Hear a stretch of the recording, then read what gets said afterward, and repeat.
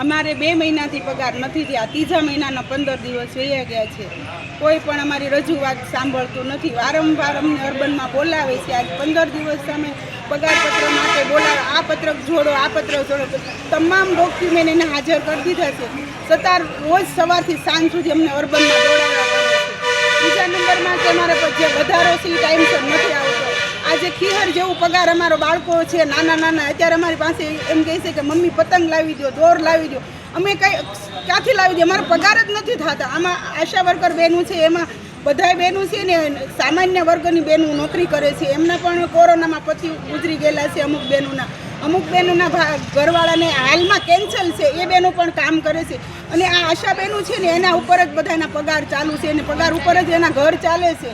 તો અમારે કઈ રીતે અમારું ગુજરાન ચલાવવું? તમે અત્યારે આ મોંઘવારી જોવો.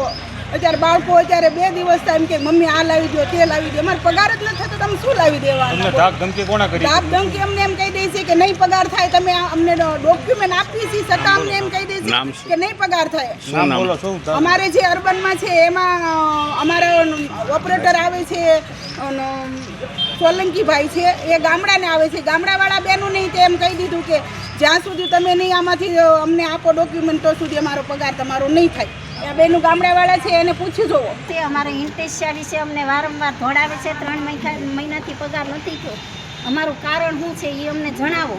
બીજું કાંઈ નહીં, અમને વારંવાર દોડાદોડી કરાવે છે. અમારે શેવાડાનું ગામ છે એટલે અમને પગાર અમારો વ્યવસ્થિત 20 તારીખ આવે તો અમને આપી દેવા અહીં વિનંતી કરીએ છીએ. અને અમારા આશા ફેસિલિટરને દિવસમાં રોજ ગારિયાધાર બોલાવે છે વારંવાર.